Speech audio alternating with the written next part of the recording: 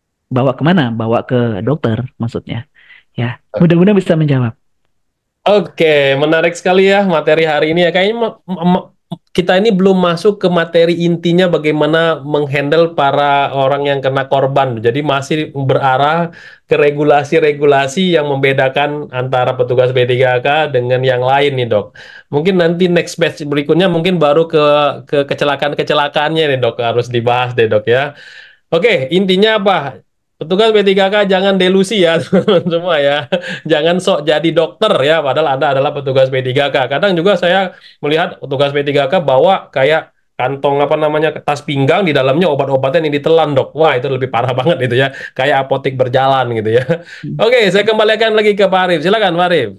Baik, terima kasih Dr. Wendri dan juga Pak Denny. Luar biasa menarik banget ya untuk materinya pada hari ini. Dan terima kasih juga teman-teman semuanya sudah aktif di pertanyaan, luar biasa. Dan nanti kita akan jadwalkan kembali dengan Dr. Wendri supaya kita bahas tentang materi yang cukup menarik lagi terkait dengan P3K ini teman-teman semuanya. Sebelum kita closing untuk webinar hari ini, mari sama-sama kita dengarkan closing statement dari pembicara kita kepada Dr. Wendri, dipersilakan. Baik, di dalam tempat kerja kita akan banyak kemungkinan terjadinya penyakit ataupun cedera serius yang akan terjadi pada pekerja kita sendiri ataupun kepada pengunjung ataupun tamu perusahaan. Sehingga untuk mencegah terjadinya kematian ataupun kecacatan permanen akibat dari penyakit atau cedera serius tersebut, maka kehadiran petugas P3K dengan sarana prasarana P3K yang tepat dan memadai akan mengurangi secara signifikan risiko timbulnya kematian ataupun kecacatan permanen pada korban yang mengalami cedera ataupun penyakit serius di tempat kerja. Dengan menjalankan program P3K yang sudah diamanahkan oleh pemerintah melalui payung hukum Kementerian Tenaga Kerja, diharapkan perusahaan-perusahaan akan bisa menerapkan perlindungan yang optimal kepada pekerja, kepada tamu, dan kepada pengunjung perusahaan, sehingga nama baik ataupun reputasi perusahaan akan tetap terjaga dan akan makin berkembang lebih baik lagi, baik di mata karyawan sebagai customer internal dari perusahaan maupun tamu ataupun pengunjung ataupun klien sebagai customer eksternal dari perusahaan. Ya, mudah-mudahan hal ini akan membantu teman-teman untuk bisa menjalankan program P3K di tempat kerja dengan tepat dan sesuai dengan apa yang sudah ditetapkan. Ya, terima kasih teman-teman. Baik, terima kasih Dr. Wendri, terima kasih juga Pak Denny dan juga teman-teman semua yang sudah hadir di kesempatan siang hari ini. Dan jangan lupa teman-teman masuk atau join ke dalam grup Telegram Kolega Media Tama untuk mendapatkan info cepat link registrasi webinar setiap hari Sabtu. Jadi teman-teman nanti bisa pantau untuk jadwal webinar setiap Sabtu di grup Telegram ya, yang sudah di-share di kolom chat Zoom. Dan pastikan juga teman-teman sudah mengisi absensi yang sudah diberikan di kolom chat Zoom, karena kalau misalkan webinar ini sudah selesai, maka absensi sudah tidak bisa diisi kembali. Baik, sebelum kita closing, Dr. Wendri dan juga teman-teman semua jangan dulu kemana-mana, karena di akhir acara ini kita akan berikan satu buah door prize untuk satu orang pemenang, yaitu door prize-nya sertifikasi auditor SMK 3 persembahan dari Media Tama Academy. Persyaratannya adalah wajib sudah pernah mengikuti ahli K3 umum terlebih dahulu. Baik, kita putarkan. Siapakah yang akan mendapatkan door prize sertifikasi auditor SMK 3? Selamat kepada Olivia Suryanegara. Apakah ada? Oke, langsung ada. Selamat kepada atas nama Olivia Suryanegara mendapatkan door prize sertifikasi auditor SMK 3 persembahan dari Media Tama Academy, dan nanti langsung saya hubungi terkait dengan persyaratannya. Baik, terima kasih Dr. Wendri, terima kasih Pak Denny dan juga teman-teman semuanya. Mudah-mudahan apa yang Dr. Wendri sampaikan hari ini bisa kita aplikasikan ya teman-teman semuanya, dan kita mendapatkan insight baru terkait webinar pada kesempatan awareness first aider hari ini. Baik, akhir kata saya mengucapkan terima kasih. Saya Arif Purwadana. Saya Denny. Dan saya Dr. Wendri. Mengucapkan wabillahi taufiq walhidayah. Wassalamualaikum warahmatullahi wabarakatuh. Terima kasih Dr. Wendri, Pak Denny dan juga teman-teman. Terima kasih Dr. Wendri. Terima kasih Pak Arif. Sama-sama Mas Kak